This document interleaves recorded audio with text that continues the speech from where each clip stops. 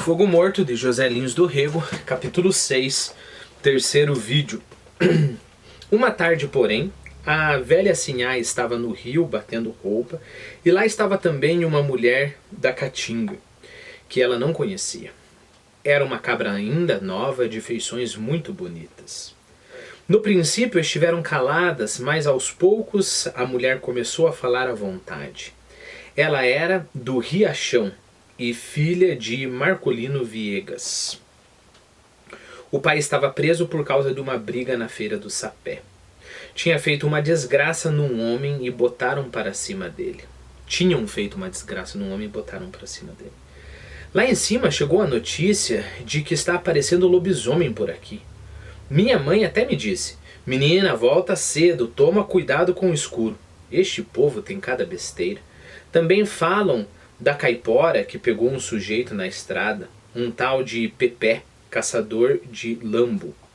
Lembre-se que lambo ou inhambo é um tipo de pássaro, ok? Parece uma galinha, assim, acho que um pouco menor que uma galinha. Eu coloquei no nosso Quizlet, ou Quizlet, eu coloquei um vídeo do YouTube para você ver. Lembra que eu comentei sobre isso lá quando a gente estava falando sobre o Quizlet.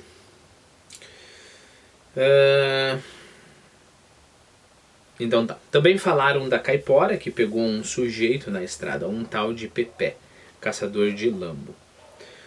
Tudo mentira desse povo. A velha Sinhá ia concordando enquanto batia nas pedras as suas peças de roupa.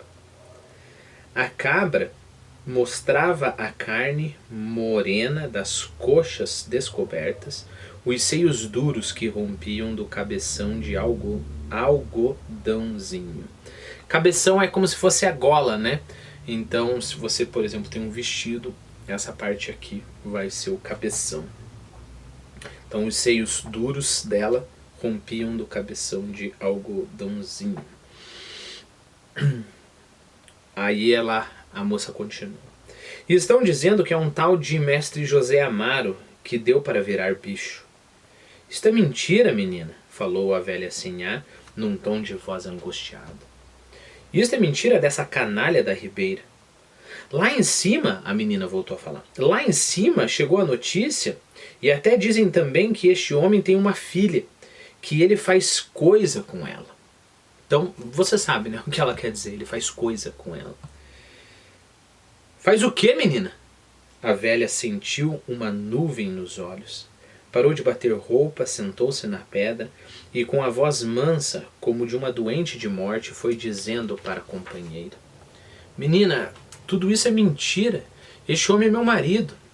A moça baixou a cabeça, ferida de vergonha. Me desculpe, minha senhora. E continuaram em silêncio no serviço. A água do rio corria quase que num fio. Os juncos cobriam o leito de um verde escuro. O vento zunia nos juncos que caíam para um canto como um partido de cana. Ou seja, os juncos, que são aquelas gramídeas altas, né?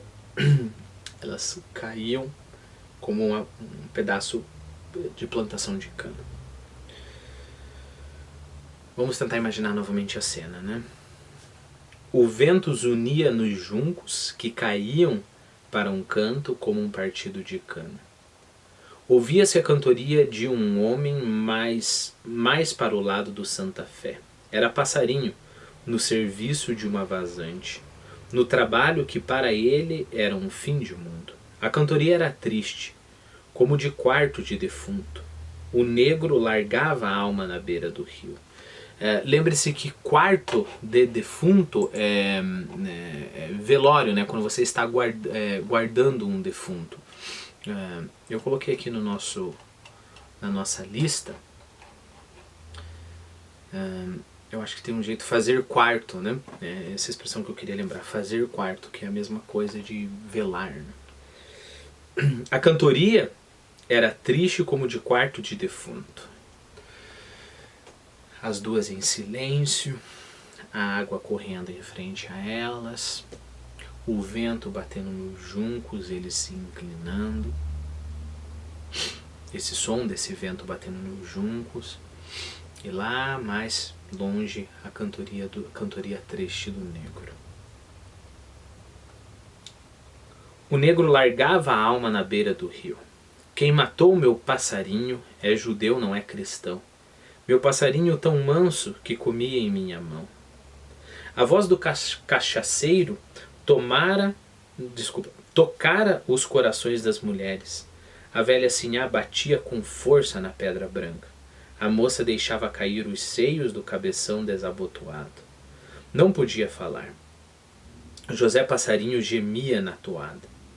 Quando eu vim da minha terra, muita gente me chorou, e a danada de uma velha muita praga me rogou. Tem até sentimento a cantoria dele, disse a moça. Coitado do seu José, que vida ele tem, respondeu Dona Sinhá. E depois, como querendo corrigir-se, pode ser até mais feliz que muita gente. O sol ia quebrando, quer dizer, ficando mais fraco, né? O sol ia quebrando, a moça estendera os seus panos para enxugar. Brilhavam os encarnados. Encarnado tem a ver com carne, tem a ver com o vermelho. Então, os panos vermelhos, né?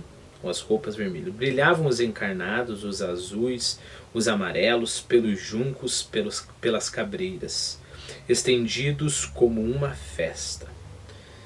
Cabreira é uma coisa interessante. Eu não sei se eu consegui. Eu coloquei no nosso Quizlet. E cabreira, de acordo com o canal de YouTube, de acordo com o Google Image, de acordo com o Wikipedia, é um arbusto bem baixo e não muito grande, né? Parece que não é, parece que é um regionalismo aqui bem específico. Vocês vão ver depois que José Amaro vai para baixo de uma cabreira, alguma coisa assim, fala-se de espinho de cabreira, e não se encaixa muito bem com a cabreira que a gente conhece, que eu pesquisei, né? Então deve ser um arbusto um pouco maior, que eles chamam de cabreira. Então ela estendeu lá suas roupas pelos juncos, pelas cabreiras, estendidos como uma festa. Havia uma dor tremenda no coração da velha que batia furiosamente os seus panos. Não olhava para a moça, que deitada na areia escondia o rosto do sol.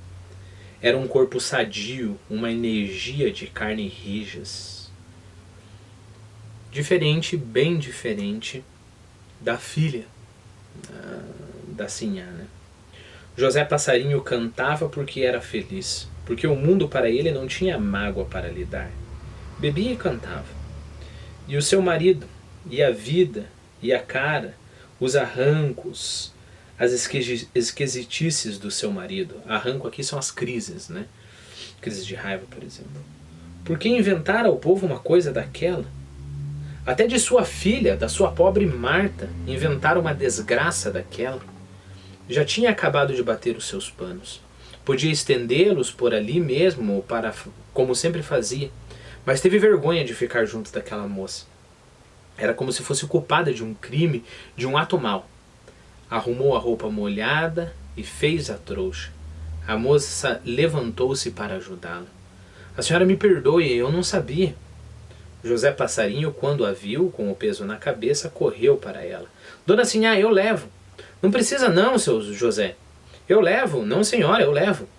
E o negro tomou a trouxa e saiu na frente com os seus pés cambados, o corpo banzeiro. Cambado, por exemplo, cambiar em espanhol é trocar, né? Então cambados é invertido, seus pés invertidos. E o corpo banzeiro quer dizer pouco firme, cambaleante.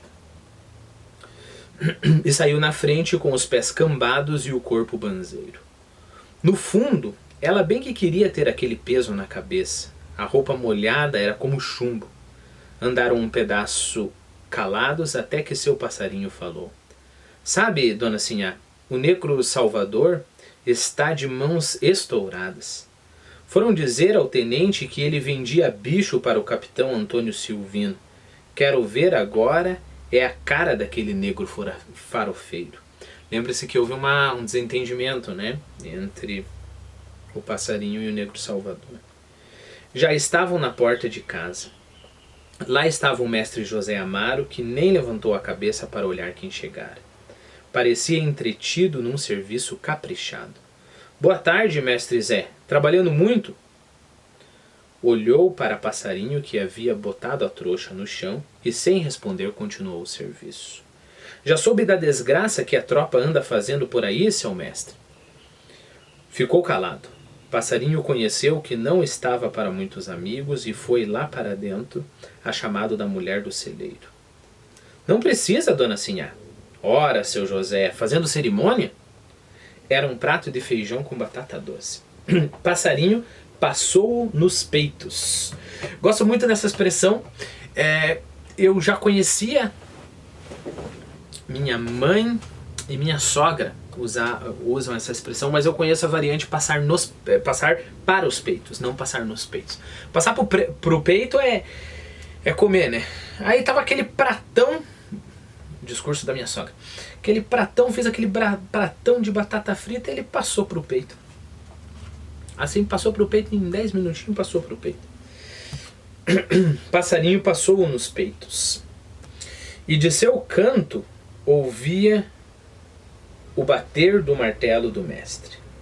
Sem dúvida ele estava nos seus azeites. Outra expressão, não sei se você está familiarizado, mas eu já escutei aqui no sul também. Quando você está nos seus azeites, você está brabo, né? Você está brabo. Sem dúvida ele estava nos seus azeites. O passarinho sabia que o povo falava do celeiro. Por toda a parte corria aquela história de lobisomem, aquela fama de andar ele correndo de noite para beber sangue de gente. Passarinho não tinha cabeça para medir as coisas. Ele viu o mestre com aquela cara aborrecida e tinha medo. Sim, medo de chegar-se para perto.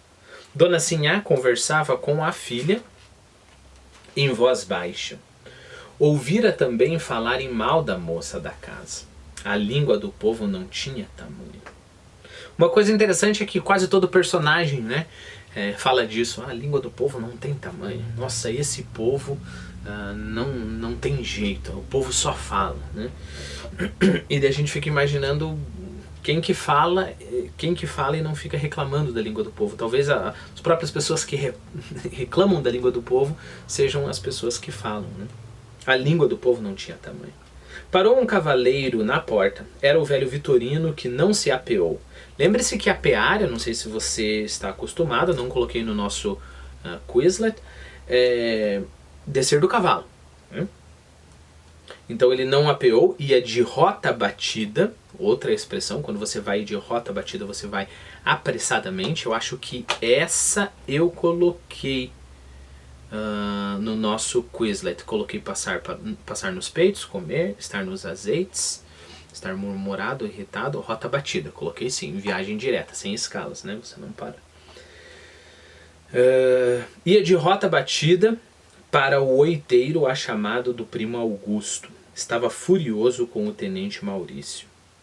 Passei ontem um telegrama ao chefe de polícia. Não admito violência. Isso aqui não é cu de mãe Joana. Deram mesmo no italiano, compadre? Vi o homem que faz pena, meu compadre. Polícia de bandidos. É por isso que o povo está com o capitão Antônio Silvino.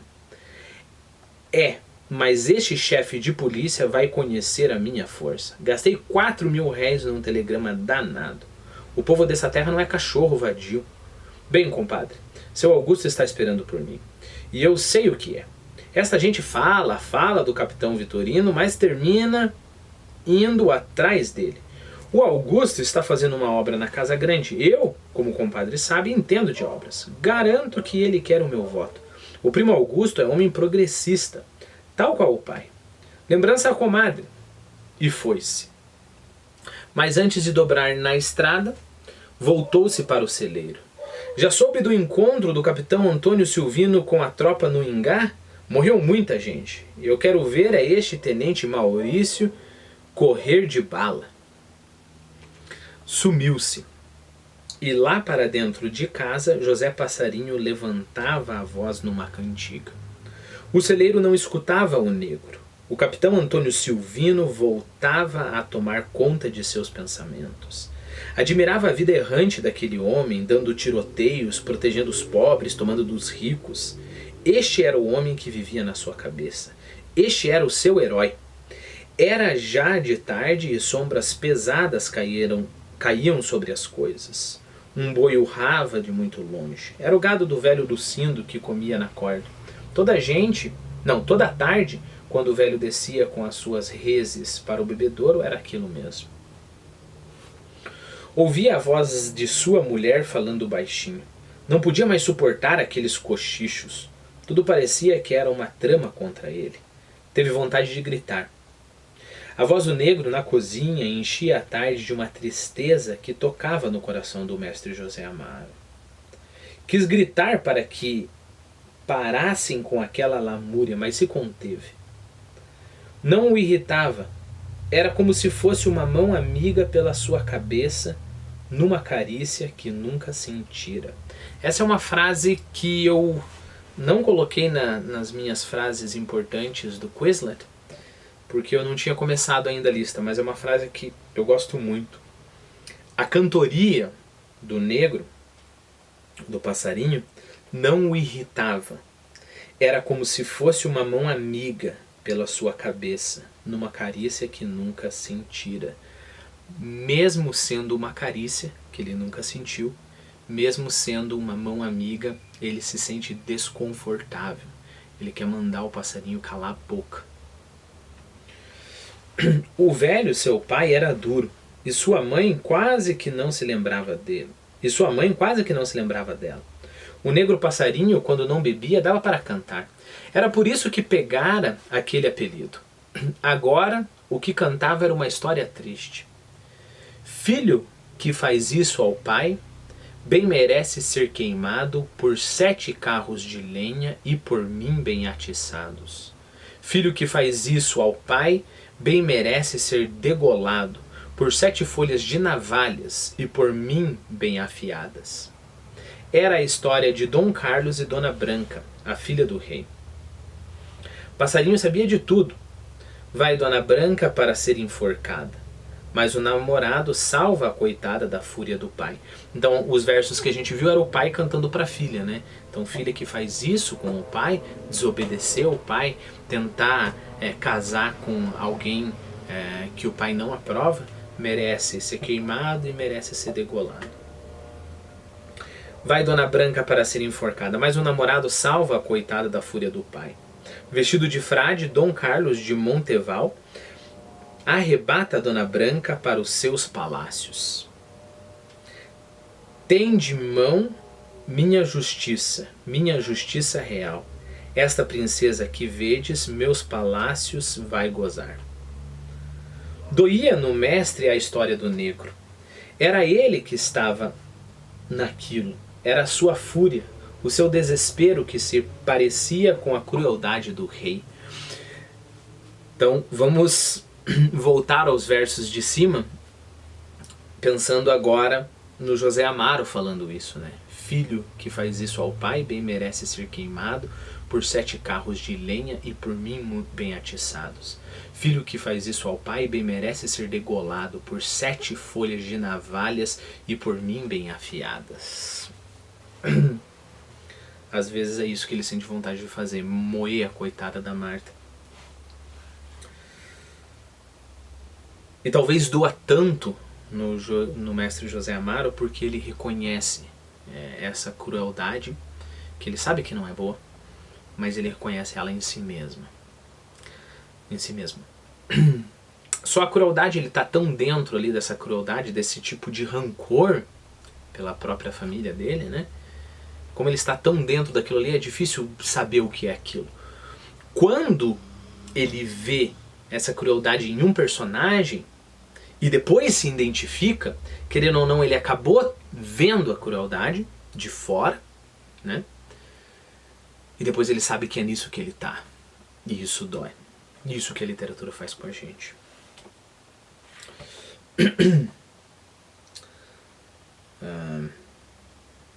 Agora, era ele que estava naquilo. era a sua fúria, o seu desespero que se parecia com a crueldade do rei. Agora estava cantando a mandado de sua mulher. Quis levantar-se para gritar, para obrigar que todos se calassem, e não pôde. Os olhos do mestre José Amaro estavam molhados de lágrimas. Dona Branca chorava aos pés do pai. O filho que tinha na barriga era de Dom Carlos de Monteval. Continuando a história, né?